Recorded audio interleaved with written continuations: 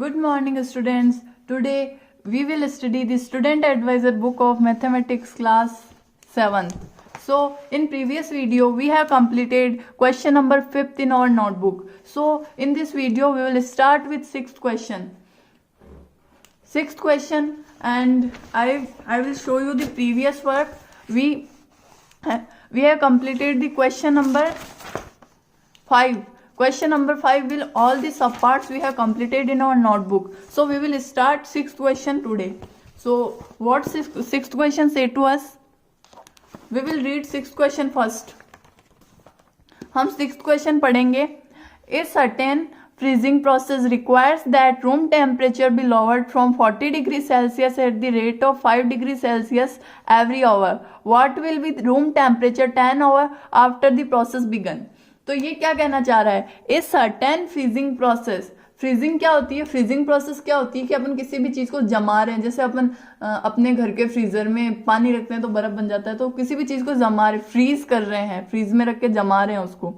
A certain freezing process requires that room temperature be lowered from 40 degree Celsius. तो अपन को क्या करना है? अपन को रूम टेम्परेचर, अपन को दिया हुआ है कि जो रूम टेम्परेचर है वो 40 डिग्री सेल्सियस से कम हो रहा है. ठीक है, 40 डिग्री सेल्सियस से अपन को कम करना है उसको at the rate of 5 degree Celsius every hour. मतलब किस दर से? 5 डिग्री सेल्सियस की रेट पर, 5 डिग्री सेल्सियस की दर पर. तो what will be the room temperature? तो रूम टेम्परेचर क्या होगा? 10 आवर्स आफ्टर, 10 घंटे बाद या 10 आवर्स बाद द प्रोसेस बिगन. तो मतलब जो प्रोसेस स्टार्ट हो जाएगी, अपन को 40 डिग्री सेल्सियस से 40 डिग्री सेल्सियस से रूम टेम्परेचर को कम करना है. अब कैसे कम हो रहा है? वो पर ओवर में 5 डिग्री सेल्सियस वो कम हो रहा है. तो अपन को पूछा है कि 10 ओवर्स बाद वो कितना कम हो जाएगा. तो अपन पहले इस 40 डिग्री सेल्सियस को छोड़ देंगे.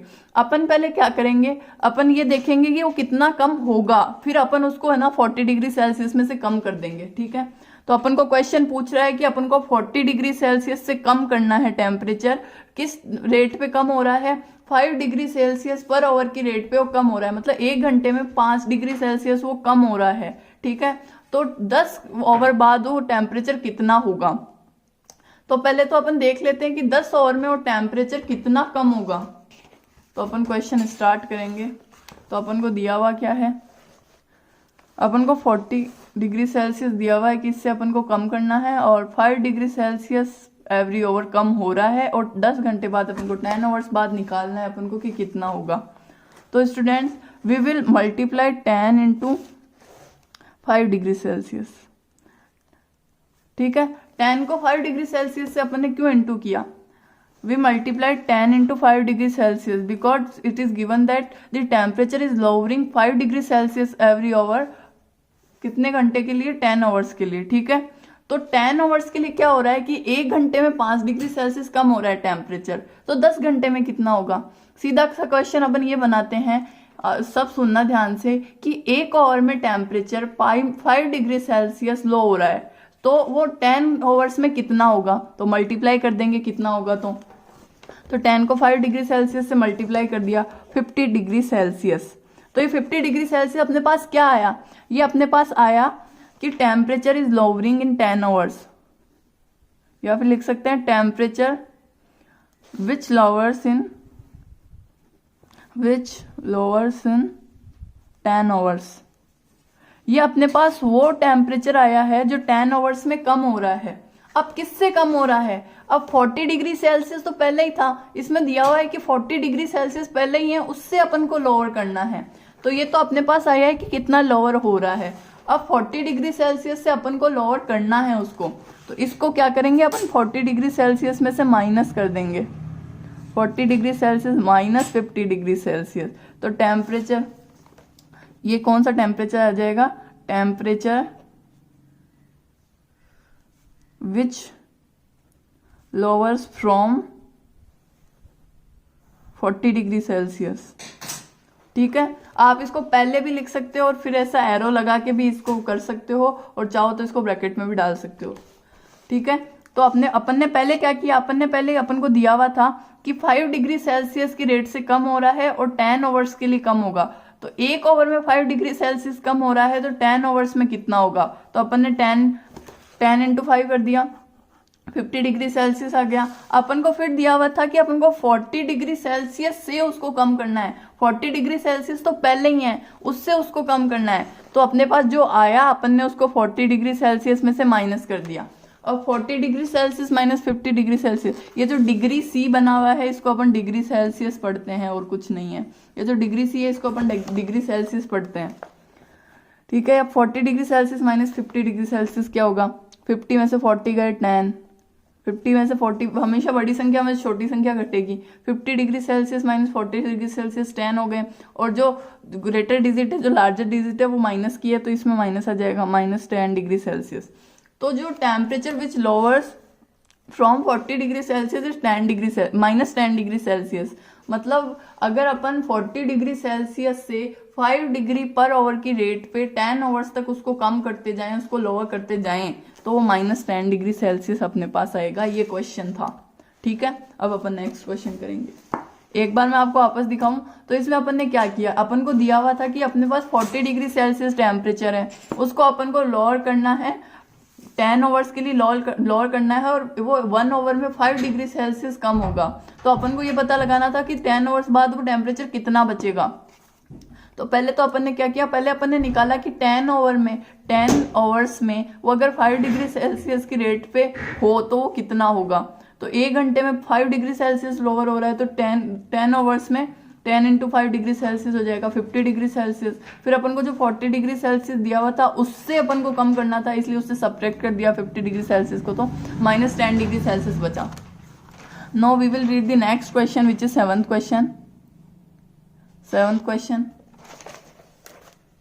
Seventh question is, in a class test containing 10 questions, 5 marks are awarded for every correct answer and minus 2 marks are awarded for every incorrect answer and 0 for question not attempted. तो ये कहना चाह रहा है कि एक क्लास में class test हुआ, इन ए क्लास टेस्ट, ठीक है, एक क्लास टेस्ट हुआ कंटेनिंग 10 क्वेश्चंस, और उस क्लास टेस्ट में 10 क्वेश्चंस थे। 5 marks awarded for every correct answer, और किसी ने अगर किसी आंसर का करेक्ट आंसर दिया तब उसको 5 मार्क्स मिलेंगे, 5 मार्क्स मिलेंगे। And minus 2 marks are awarded for every incorrect answer, और किसी ने अगर वो वही क्वेश्चन गलत किया तो उसको माइनस 2 मार्क्स मिलेंगे। मतलब उसके 2 मार्क्स घट जाए, मतलब 2 मार्क्स सब्ट्रैक्ट हो जाएंगे, उसके कैंसिल हो जाएंगे। And 0 for question not attempted, और अगर आपने क्वेश्चन नहीं अटेम्प्ट किया है तो आपको कुछ नहीं मिलेगा, 0 मार्क्स मिलेंगे, ठीक है। तो अब अपन को इसमें 3 क्वेश्चन दिए हुए हैं, 3 सब पार्ट्स हैं। देर are 3 sub parts in this question. That 7 का फर्स्ट अपन को बोल रहा है Mohan gets 4 correct and 6 incorrect answer, what is his score. अब मोहन ने क्या किया, मोहन ने 4 तो करेक्ट किए और 6 इनकरेक्ट किए। 10 क्वेश्चंस थे, उसमें से मोहन ने 4 करेक्ट किए और 6 इनकरेक्ट किए, तो मोहन को कितने मार्क्स मिलेंगे, कितना स्कोर होगा मोहन का। तो क्या करेंगे अपन लिखेंगे, पहले अपन क्या करेंगे, पहले अपन करेक्ट आंसर का स्कोर निकाल लेंगे, फिर इनकरेक्ट आंसर का स्कोर निकाल लेंगे, फिर उन दोनों को ऐड कर देंगे। तो score for Mohan's correct answers,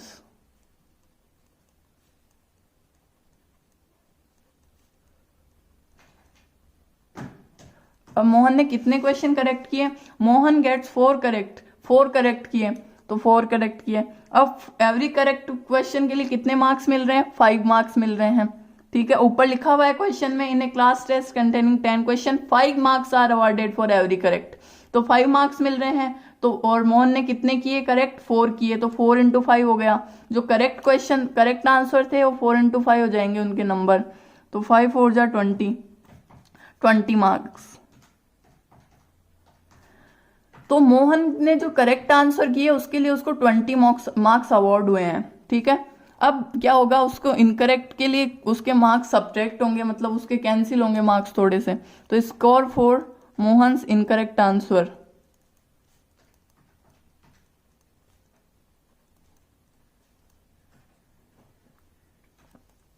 तो मोहन के इनकरेक्ट आंसर कितने हैं, Mohan gets 4 correct and 6 incorrect, 6 incorrect थे मोहन के, तो अब 6 इनकरेक्ट हो गए। अब 6 इनकरेक्ट के लिए कितने मार्क्स मिलेंगे उसको, and -2 marks awarded for every incorrect answer, तो इसको किससे -2 से मल्टीप्लाई कर दिया अपन ने, तो 6 2 जा 6 टू जा कितने कितने हो गए अपने पास 12, और ये किसका आएगा माइनस का, क्योंकि प्लस माइनस माइनस हो जाएंगे। तो अब क्या हुआ कि स्कोर जो मोहन ने करेक्ट आंसर्स के लिए वो तो आ गया अपने पास 20 मार्क्स, और इनकरेक्ट आंसर्स के लिए जो स्कोर किया वो आ गया अपने पास -12। तो इन दोनों को अपन को प्लस करना है, तो मोहन का टोटल स्कोर आ जाएगा। तो total score achieved bye Mohan, total score achieved bye Mohan, मतलब मोहन ने जो लास्ट में जो टोटल स्कोर जो प्राप्त किया है वो होगा 20 प्लस -12, हो जाएगा 20 प्लस -12। अब 20 प्लस -12 क्या होगा, 20 प्लस -12 तो 8। तो मोहन का जो टोटल स्कोर आ जाएगा वो 8 आ जाएगा। ठीक है, अब अपन नेक्स्ट क्वेश्चन करेंगे। तो साहब फर्स्ट पार्ट, सेकंड पार्ट अपने पास दिया हुआ है, Reshma gets 5 correct answer and 5 incorrect answer, what is the score.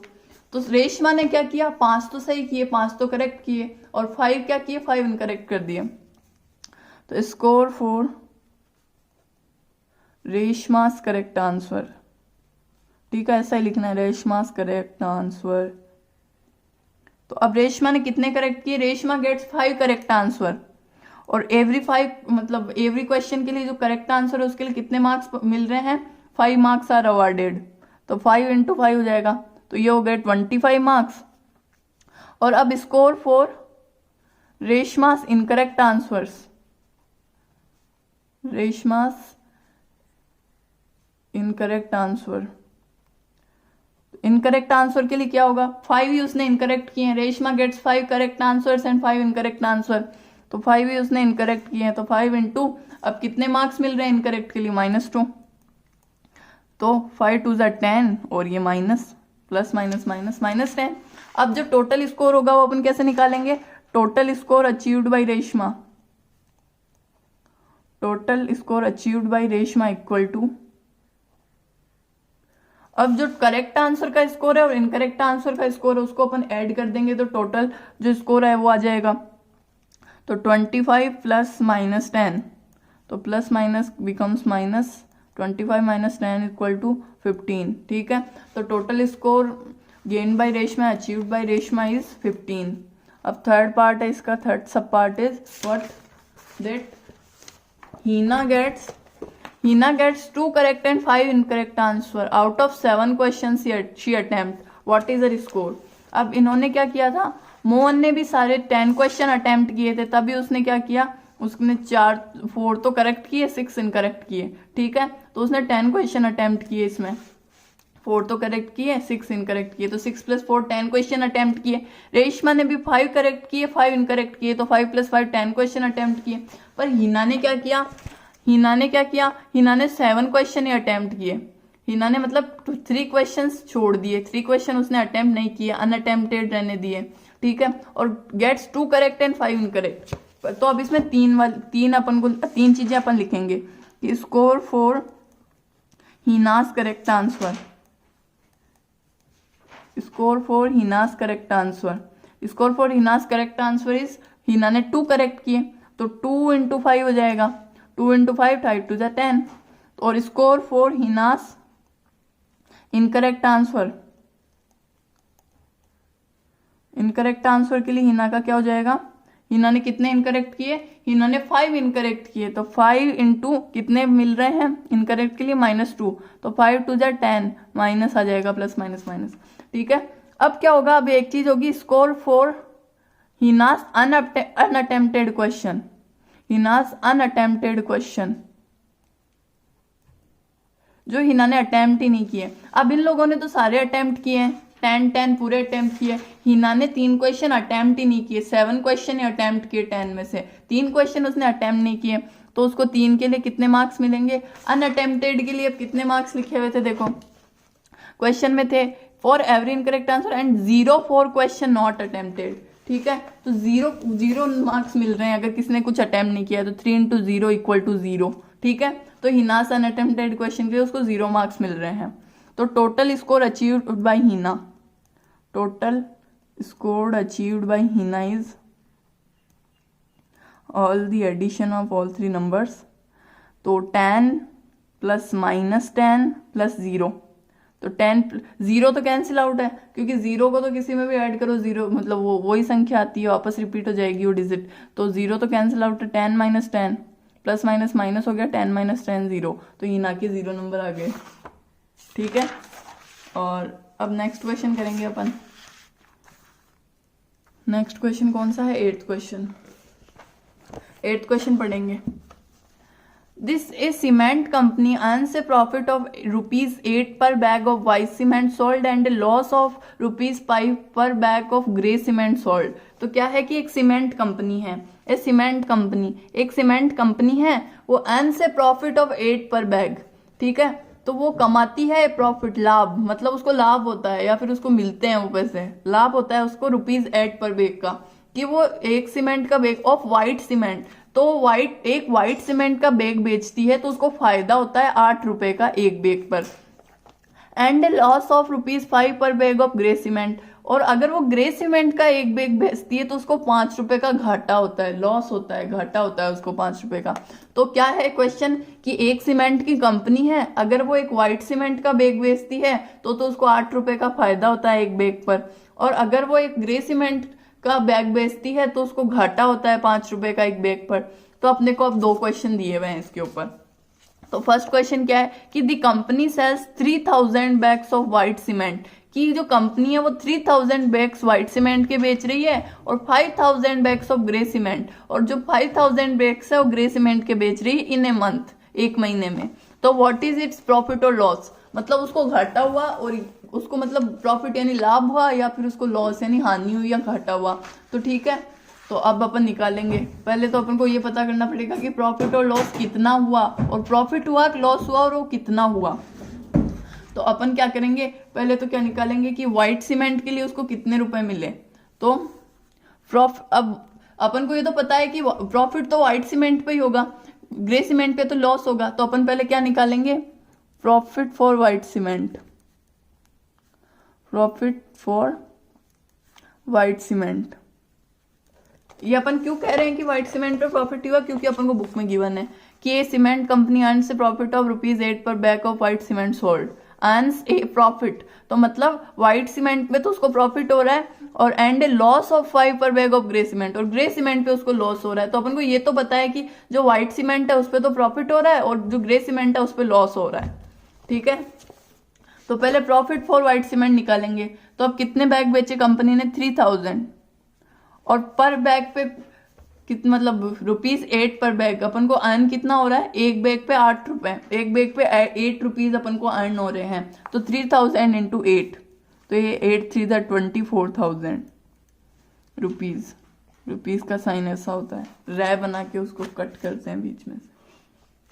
अब क्या होगा, ये प्रॉफिट आ गया अपने पास व्हाइट सीमेंट के लिए। अब क्या होगा, लॉस फॉर ग्रे सीमेंट। अब वो कंपनी अगर ग्रे सीमेंट बेचती है तो उसको घाटा हो रहा है, उसको हानि हो रही है, उसको मतलब लॉस हो रहा है। तो loss for grey cement is कि वो कितने बैग बेच रही है, कितने बैग सेल कर रही है, 5000 बैग वो सेल कर रही है, किसके, ग्रे सीमेंट के। तो वो उसको पर बैग पे कितना लॉस हो रहा है, ₹5 पर बैग ऑफ ग्रे सीमेंट। तो ₹5, तो 5 5 जा 25,000 रुपीज। तो अब अपन को क्या मिल गया कि उसको प्रॉफिट तो कितना हो रहा है, 24,000 रुपीज, और लॉस फॉर ग्रे सीमेंट मतलब लॉस हो रहा है उसको 25,000 रुपीज। ये अपन को पता लग गया। अब अपन क्या करेंगे, अब अपन को क्या करेंगे, अपन को क्या निकालना है उसको, व्हाट इज इट्स प्रॉफिट और लॉस, कि उसको एक तो अपन को पहले तो निकालना है कि उसको प्रॉफिट हुआ या लॉस हुआ और वो कितना हुआ। तो प्रॉफिट वाली तो जो रुपीज है वो तो है कम, और लॉस वाले जो रुपीज है वो ज्यादा है। देखो 24,000 ज्यादा होते हैं 25,000, तो 25,000 ज्यादा होते हैं, तो 25,000 का उसको क्या हो रहा है, लॉस हो रहा है। तो मतलब उसको ओवरऑल क्या होगा, लॉस, क्योंकि जो ज्यादा होगा, अगर प्रॉफिट ज्यादा होगा तो प्रॉफिट होगा कंपनी को, और लॉस ज्यादा होगा तो लॉस होगा कंपनी को। यहाँ पे क्या हो रहा है, यहाँ पे लॉस ज्यादा हो रहा है। तो पहली बात तो क्या होगा, there will be loss for company in this situation.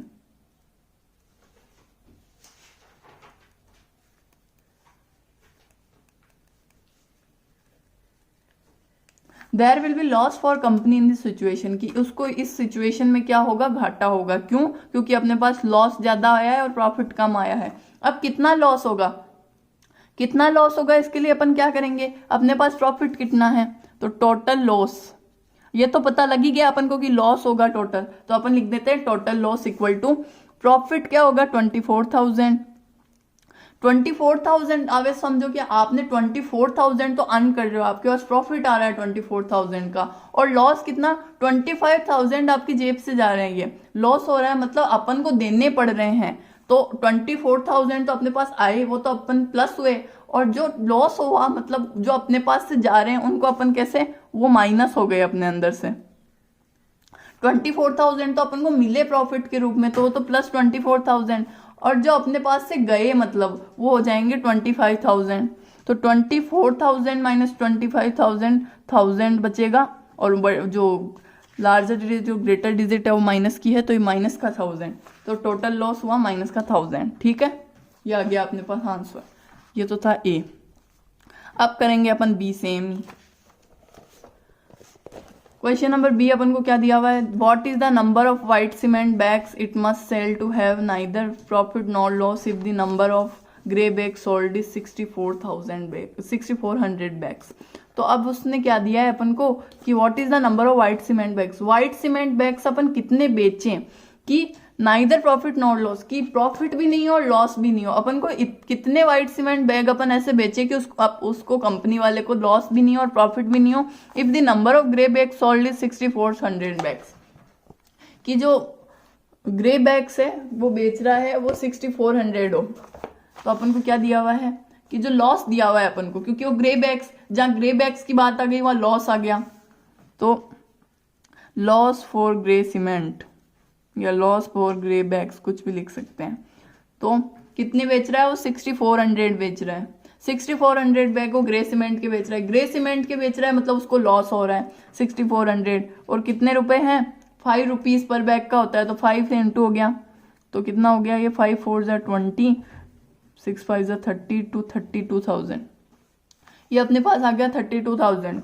ठीक है, तो 32,000 का उसको लॉस हो रहा है। अब ये पूछ रहा है कि व्हाइट सीमेंट के कितने बैग बेचे कि उसको ना तो लॉस हो ना प्रॉफिट हो, तो अपन क्या करें, अब 32,000 का तो उसको लॉस हो रहा है, तो there must be profit of 32,000, there must B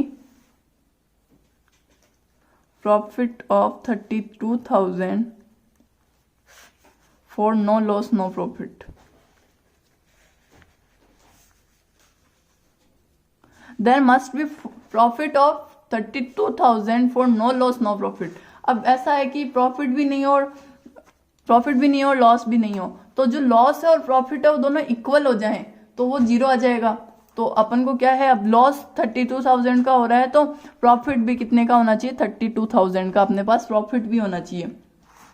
ठीक है, तो बैग्स ऑफ व्हाइट सीमेंट जो अपन को पूछे हैं, bags of white cement equal to क्या, कि कितने अपन को कितने रुपीस का फायदा चाहिए, कितने रुपीस का प्रॉफिट चाहिए, 32,000 अपॉन, अब कितने रुपए मतलब ना इस पे व्हाइट सीमेंट पे कितने रुपए हैं 8 पर बैग, तो 8 से कर देंगे अपन डिवाइड, कि ये तो अपने पास टोटल अमाउंट अपन को चाहिए, और ये जो 8 रुपीज है ना, 8 रुपीज पर बैग इसकी प्राइस है, तो ये अपने पास टोटल बैग आ जाएंगे 8 4 32 4,000 बैग्स अपने पास ही आ जाएंगे।